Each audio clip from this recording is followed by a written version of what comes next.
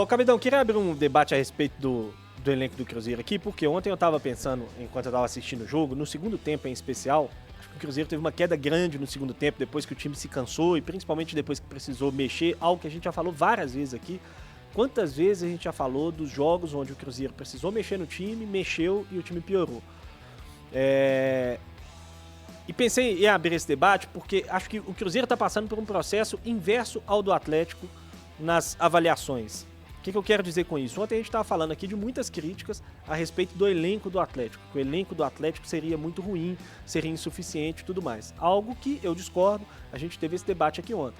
Acho que o elenco do Atlético de fato está entregando menos do que poderia, mas não deixou de ser um bom elenco por conta disso. O Atlético tem no time reserva muitos bons jogadores que podem entrar no time titular e ajudar. E acho que o Cruzeiro passa por um processo inverso. O que eu quero dizer com isso?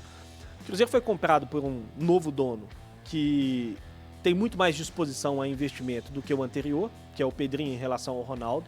Todo mundo sabe disso. E o Cruzeiro já gastou um bom dinheiro nessa primeira janela.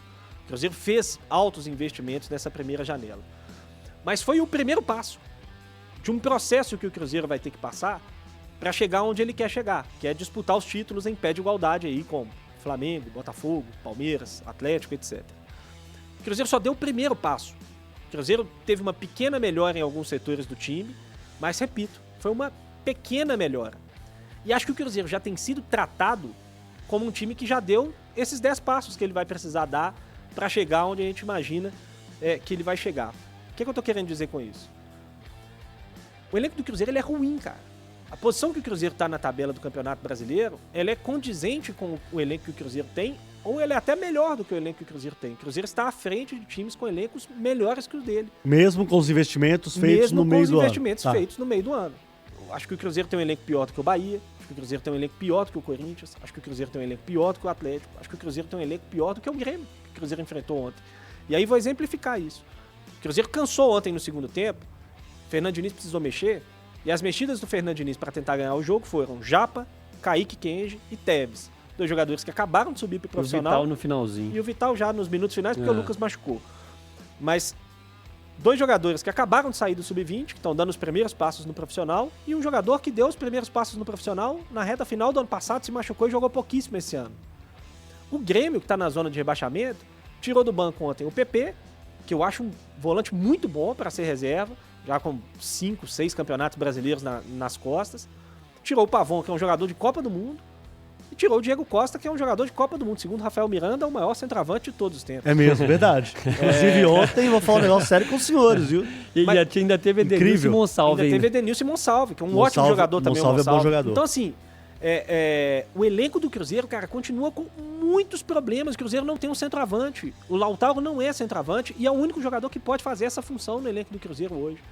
Então, repito, assim, o Cruzeiro fez alguns bons investimentos, alguns não deram certo ainda, o Wallace não conseguiu corresponder, o Lautaro eu acho que está correspondendo menos do que se imaginava, mas não acho que tem que desistir desses caras, principalmente o Wallace. O Peralta nem jogou, o Peralta não tá jogando, o Jonathan Jesus não tá jogando. A rigor, o Cruzeiro teve o Cássio, foi um ótimo reforço na janela, o Matheus Henrique foi um ótimo reforço, que tá fazendo a diferença, e o Caio Jorge que tá bem.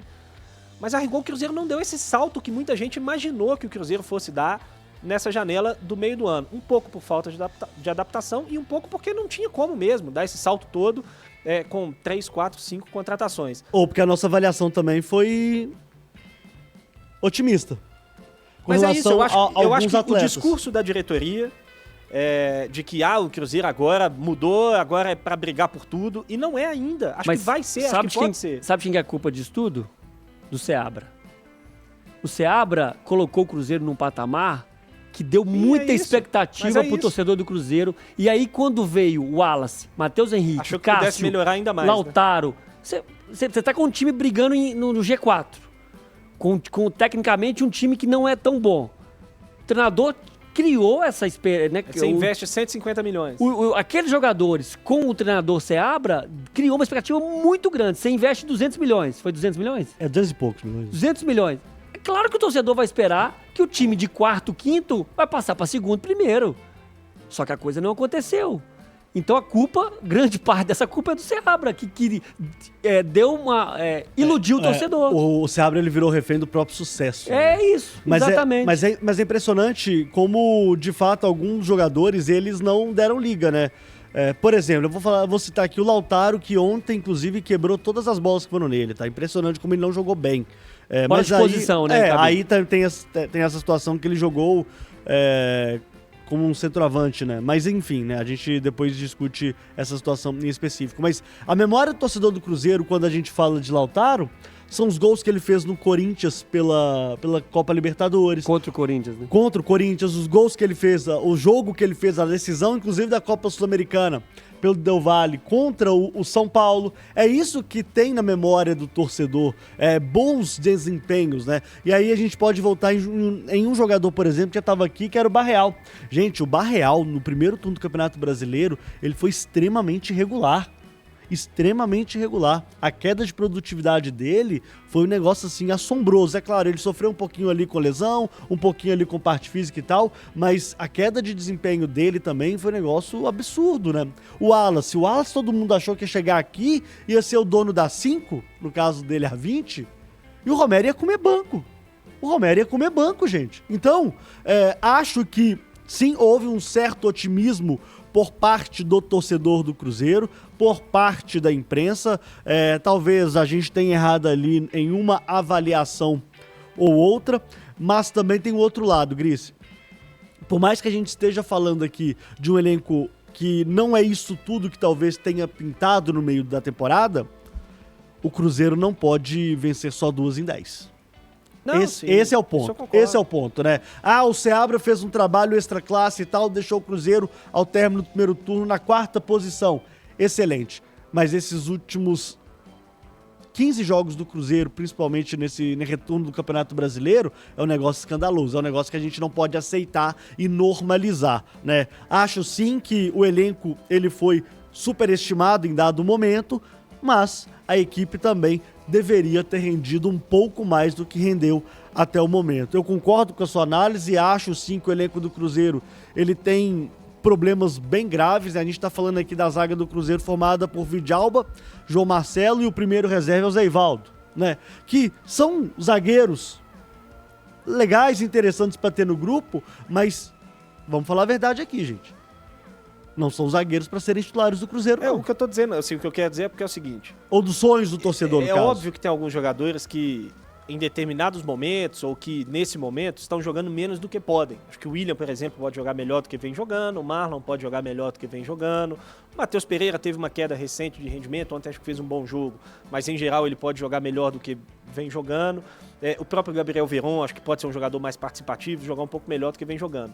Mas se a gente for olhar para a maioria do elenco do Cruzeiro, o João Marcelo está entregando o que se espera que o João Marcelo vai entregar. O Vidalba está entregando o que se espera que ele vai entregar. O Romero está Mas esse é o ponto, o que se espera que ele vai entregar. O Lucas Silva está entregando o que se espera que ele vai entregar. O Matheus Vital está entregando o que se espera que ele vai entregar.